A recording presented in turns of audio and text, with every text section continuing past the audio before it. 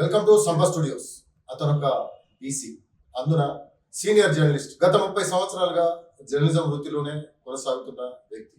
అలాంటి వ్యక్తి వృత్తి చేసుకుంటూనే అక్కడ ఉన్న ప్రజా సమస్యలపై నిజామాబాద్ కావచ్చు, ఆదిలాబాద్ కావచ్చు, ఆయా జిల్లాలలో ఆయా సమస్యలపై ఏదైతే ఉద్యమాలు నడుస్తున్నాయో ఆ ఉద్యమాలలో కూడా పార్టిసిపేట్ చేసిన వ్యక్తి. ఆ వ్యక్తి ప్రస్తుతం జర్నలిస్ట్ గా కొనసాగుతూనే జీతం వస్తున్నా గానీ కేవలం ఇప్పుడు శాసన మండలి ఎన్నికలు, గ్రాడ్యుయేట్స్ శాసన మండలి ఎన్నికలు రావడంతో అక్కడ కార్పొరేట్ శక్తులు ఏ విధంగా నిరుద్యోగుల జీవితాలతోని ఆటలాడుకునేందుకు అక్కడ డే కన్వేసి అక్కడ ఎమ్మెల్సీ స్థానంపై కన్వేసిన నేపథ్యంలో ఉద్యోగానికి రాజీనామా చేసి స్వతంత్ర అభ్యర్థిగా ఎమ్మెల్సీ బరిలో నిలిచిన వ్యక్తి సీనియర్ జర్నలిస్ట్ దేవిదాస్.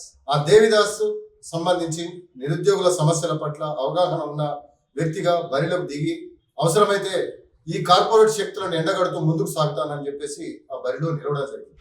ప్రస్తుతం ఆ వ్యక్తి దేవిదాస్ మనతో పాటు ఉన్నారు. ఆయనతో మాట్లాడదాం. నమస్తే దేవిదాస్. నమస్కారం. ఇప్పుడు నువ్వు ఎందుకు పోటీ చేయాలనుకుంటున్నావు, ఎందుకు పోటీ చేస్తున్నావు, ఎందుకు బరిలో నిలిచినావు, నీ దగ్గర అన్ని డబ్బులు లేవు అయినా కూడా ఎందుకు రంగంలోకి దిగాడు? ప్రధానంగా మెదక్, నిజామాబాద్, ఆదిలాబాద్, కరీంనగర్ జిల్లాలో విద్యారంగ అభివృద్ధి అనేది చాలా కుంటుపడింది.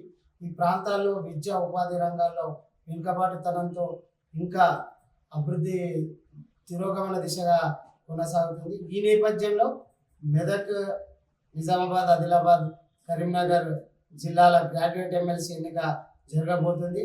ఈ క్రమంలో నేను స్వతంత్ర అభ్యర్థిగా పోటీ చేస్తున్నాను.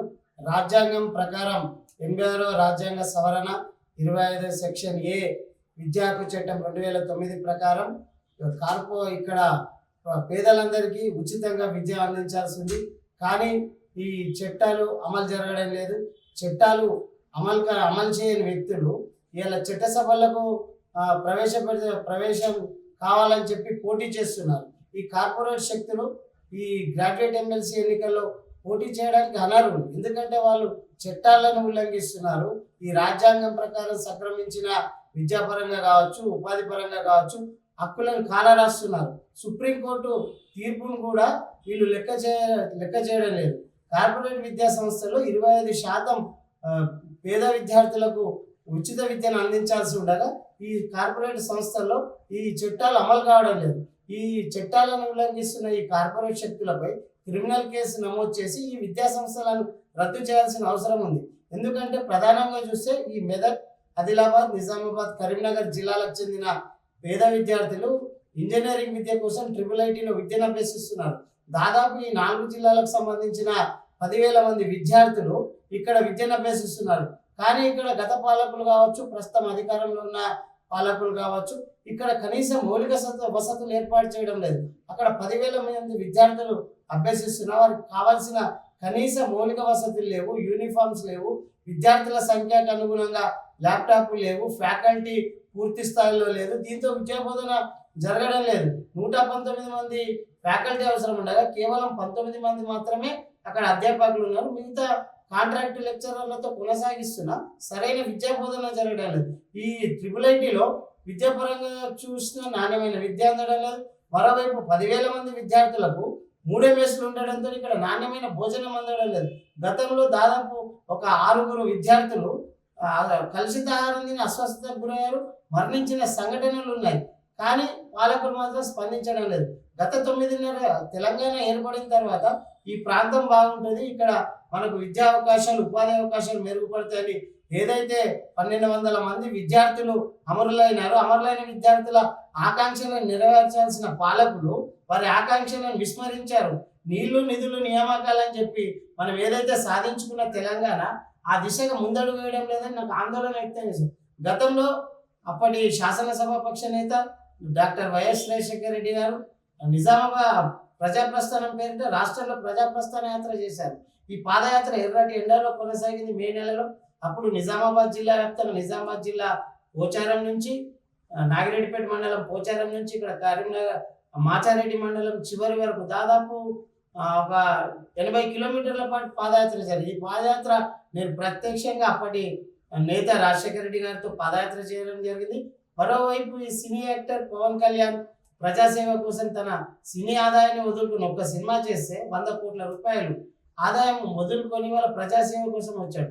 నేను కూడా గత 30 ఏళ్ళుగా ప్రజా జీవితంలో ఉన్నాను. సేవా దృక్పథంతో ఈ జర్నలిజం వృత్తిలో కొనసాగుతున్నాను.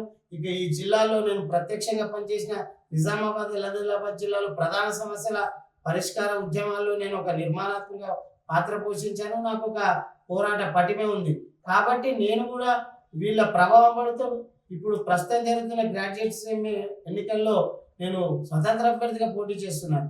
ఈ ప్రాంతంలోని దాదాపు 3.5 లక్షల మంది గ్రాడ్యుయేట్ ఓటర్లు ఉన్నారు. వీరంతా ఇప్పుడు పోటీ చేస్తున్న ప్రధాన పార్టీల అభ్యర్థులతో పాటు స్వతంత్ర అభ్యర్థులు, నేను బీసీ అభ్యర్థిగా బరిలో ఉన్నాను.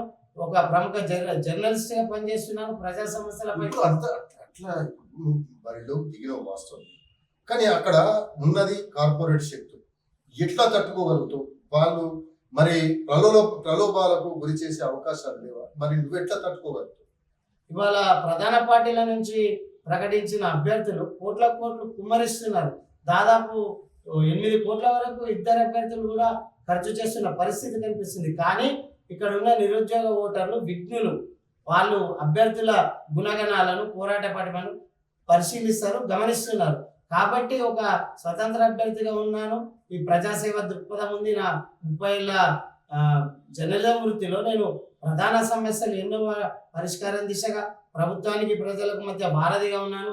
కాబట్టి నా సేవా దృక్పథం కావచ్చు, నా మనోధైర్యం చూసైనా ఓటేయాలని వారు విజ్ఞప్తి చేస్తున్నా. ఈ అంశాలన్నింటినీ గ్రాడ్యుయేట్ ఓటర్లు పరిగణలోకి తీసుకుంటారని భావిస్తున్నాను. ఇవాళ కార్పొరేట్ శక్తులు వాళ్ళు చట్టాలను ఉల్లంఘిస్తున్నారు. వాళ్ళు చట్ట సభల్లోకి అడుగు పెట్టడానికి అనర్హులు. కాబట్టి వీళ్ళకు ఒక సరైన గుణపాఠం చెప్తారని ఆశిస్తున్నా.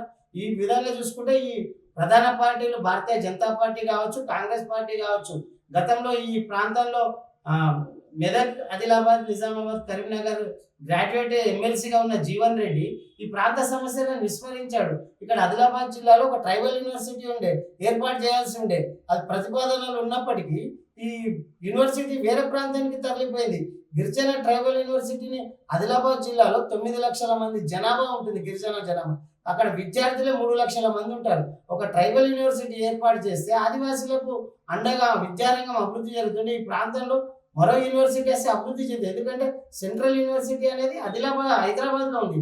ఇది అటు సౌత్ తెలంగాణ, సెంట్రల్ తెలంగాణ విద్యార్థులు అసలు కొందరు ఔత్సాహిక విద్యార్థులు, ప్రతిభావంతులు సీట్లు సాధించారు. కానీ అక్కడ వేస్తే కొంత అవగాహన పెరుగుతుంది. సెంట్రల్ యూనివర్సిటీలో చదవాలనే మక్కువ పెరుగుతుంది. లేదా ట్రైబల్ యూనివర్సిటీ ఉంటే అవకాశాలు విస్తృతంగా పెరుగుతాయి. అనుబంధంగా మరికొన్ని కళాశాలలు అవుతాయి. అక్కడ విద్యార్థులు విద్యారంగంగా అభివృద్ధి చెందేది ఉంటుంది. కానీ అక్కడ ఎంపీ సోయం బాబురావుకి సోయలేదు. ఆ ట్రైబల్ యూనివర్సిటీ తరలిపోయినా పట్టించుకోలేదు. కాబట్టి బీజేపీ కావచ్చు, కాంగ్రెస్ కావచ్చు, ఈ 2 పార్టీలు దొందే ఈ ప్రజాప్రతినిధులు అధికారంలో ఉన్న వాళ్ళే అక్కడ ట్రైబల్ యూనివర్సిటీని తెచ్చుకోవడం అంటే సాధించుకోవడంలో విఫలమయ్యారు. కాబట్టి గ్రాడ్యుయేట్ ఓటర్లు అందరూ కూడా ఈ విషయాన్ని పరిశీలించారు, గమనిస్తున్నారు. కాబట్టి వీళ్ళకి అర్హత లేదని వాళ్ళు ఒక గ్రాడ్యుయేట్లో ఒక దృఢమైన నిర్ణయానికి వచ్చారు. ఖచ్చితంగా రేపు జరగబోయే ఎన్నికల్లో గ్రాడ్యుయేటర్లు ఒక చరిత్రాత్మకమైన తీర్పునివ్వబోతున్నారు. ఈ తీర్పుతో ఈ కార్పొరేట్ శక్తులకు బుద్ధి చెప్పాలని మరొకసారి గ్రాడ్యుయేటర్లందరికీ మనస్ఫూర్తిగా కోరుతున్నాను.